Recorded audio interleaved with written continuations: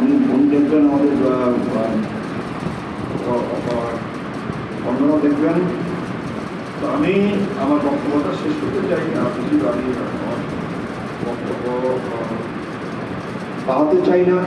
Even আপনার মেরামত বাজারের যানজট নিয়ে যে আলোচনাটা হয় না আপনার, আমাদের এই ট্রাফিক ব্যবস্থাপনা নিয়েও আমার মনে হচ্ছে ইউনো ম্যাডাম যদি আপনি একটা উদ্যোগ নেন, ছোট পরিসরে যদি একটা কমিটি করে, যেমন ঢাকার যানজট কমানোর জন্য মাননীয় প্রধানমন্ত্রী উনি একটা উদ্যোগ নিয়েছেন, উনি একটা কমিটি করছেন। সেই কমিটিতে আমরা এক্সপার্ট, ওয়েবের এক্সপার্টদেরকে সেই কমিটি আনছেন, যারা যানজট ট্রাফিক ব্যবস্থাপনা যারা এক্সপার্ট তাদেরকে নিয়ে উনি একটা কমিটি বানাচ্ছেন, উনি কমিটিতে বসতেছেন। এবং ইতিমধ্যে কিন্তু ঢাকার যানজট পরিস্থিতি কিন্তু আপনার অনেক উন্নতি হচ্ছে। তো আপনি ইউনো আছেন আমাদের, তো আপনি আশা করি যে আপনি আপনার ব্যাখ্যাল পুরা করবেন, এবং আশা করি আপনি ব্যাখ্যাল পুরা করে যখন আপনি চলে যাবেন, আমরা কিন্তু যে ফজলুর রহমান ভুইয়া নামে একজন ইউনো ছিলেন, আমাদের টিয়ানো ছিলেন, ওনাকে কিন্তু যেহেতু ফার্স্ট টিয়ানো, এই কারণে ওনাকে কিন্তু আমরা অনেকে মনে রাখছি আর কি। ইসলাম ভাই মনে আছে না? আপনি শুনতেছেন আমাকে?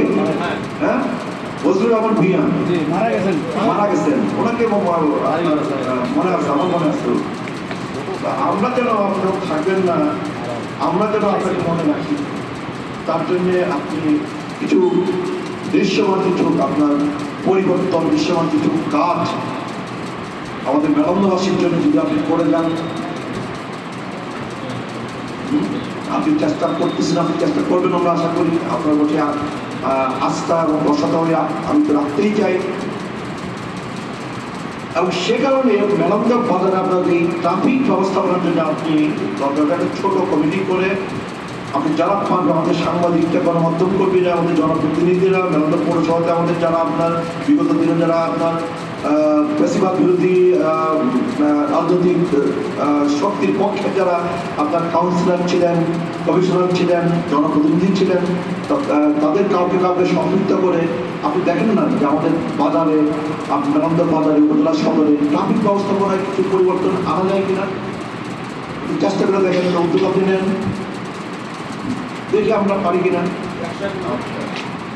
তো আমি আমার বক্তব্য শেষ করার আগে, যেহেতু সাংবাদিকদের পরে মিটিংয়ে থাকবেন না, সে কারণে আমি আপনাদের সবাই অবগতির জন্য আমি যেমন নাইট শুরুতে একটা প্রসঙ্গ উল্লেখ করছেন যে আমাদের হাজরাবাড়ি গার্লস হাই স্কুলে একটা নতুন বিল্ডিং এর বরাদ্দ হয়েছে, সেটা আপনি উল্লেখ করছেন, থ্যাংক ইউ।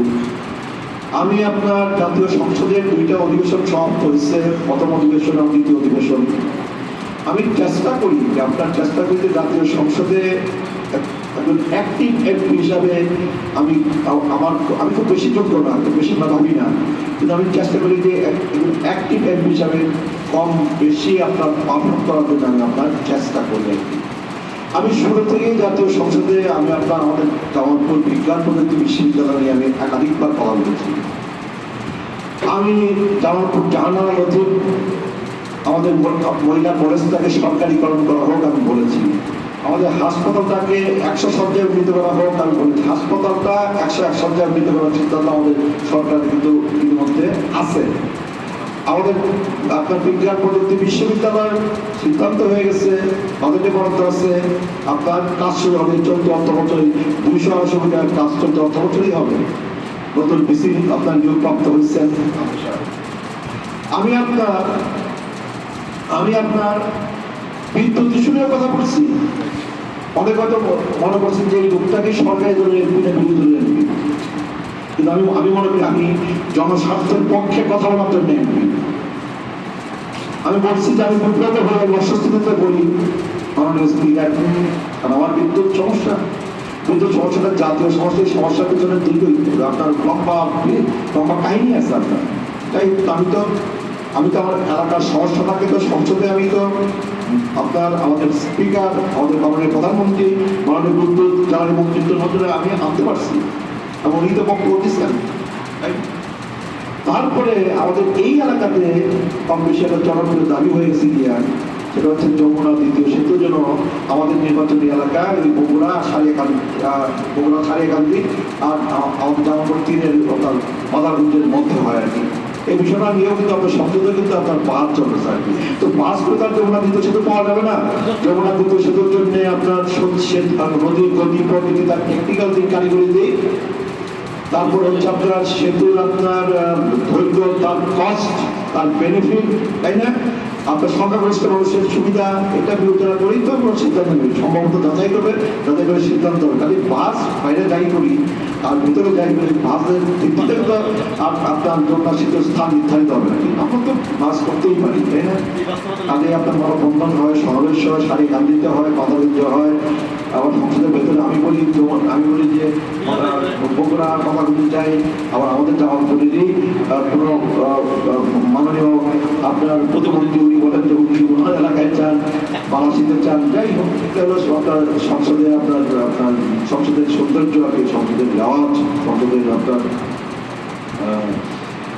তো যাই হোক, আমি কিন্তু আপনার ইতিমধ্যে একটা খুব গুরুত্বপূর্ণ একটা বিষয় আমি মহান জাতীয় সংসদের সামনে আমি কিন্তু আনছিলাম। আমাদের সরকারের একটা সিদ্ধান্ত আছে, সেটা হচ্ছে কি প্রত্যেকটা নির্বাচনী এলাকায় একটা করে আপনার বালক আর একটা করে বালিকা কলেজের স্কুল প্রতিষ্ঠা করা, সেটা হচ্ছে আপনার ক্যাডেট কলেজ ধরনের। এটা প্রথমআলো পত্রিকাতে একটা বড় রিপোর্ট ছাপা হয়েছিল আর কি, আপনারা কেউ দেখছেন আর কি, দেখছেন না?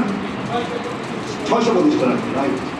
তো আমি আপনার মহান জাতীয় সংসদে আমি চাইছিলাম যে মহান জাতীয় সংসদে এই প্রশ্নটা আমি করে বসি, সম্পূর্ণ প্রশ্ন করার সুযোগ থাকে, এই প্রশ্নটা আমি করে বসি, মাননীয় শিক্ষামন্ত্রী এই প্রশ্নের জবাব দিক, এবং উনি যদি এই প্রশ্নের জবাব দিতেন, আমি যে প্রশ্নের জবাব আশা করছিলাম এই জবাবটা উনি দিলে পরে কিন্তু পরের দিনের আপনার সকল জাতীয় দৈনিক পত্রিকা, সকল সামাজিক মাধ্যমে কিন্তু আমি কিন্তু কিন্তু হেডলাইন দিতে পারি যে সংসদে আপনার মানে হেডলাইন হচ্ছে এরকম যে বাংলাদেশের সকল সংসদীয় আসনে আপনার দুটি করে শিক্ষা প্রতিষ্ঠান হবে ক্যাডেট কলেজ ধরনের, একটা ভারতের জন্য, একটা বালিকাদের জন্য। কে বলেছেন?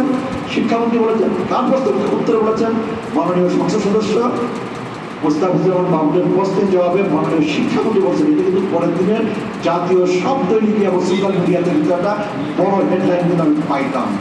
কিন্তু মাননীয় শিক্ষামন্ত্রী যদি মন খারাপ ছিল আর কি, কেন খারাপ ছিল নিশ্চয়ই আপনারা জানেন, তাই না? যেখানে আমি আপনার ওনার কাছ থেকে যে প্রশ্নের জবাবটা উনি দিতে পারতেন, সেই মতো জবাবটাই ওনার কাছ থেকে বের করতে পারিনি, যে কারণে আমি যে প্রত্যাশা নিয়ে এই প্রশ্নটা আমি উত্থাপন করেছিলাম, আমার সেই প্রত্যাশাটা পূরণ হবে। কিন্তু এটি কিন্তু একটা গুরুত্বপূর্ণ ইস্যু। বাংলাদেশে আপনার নির্বাচনী এলাকায় একটা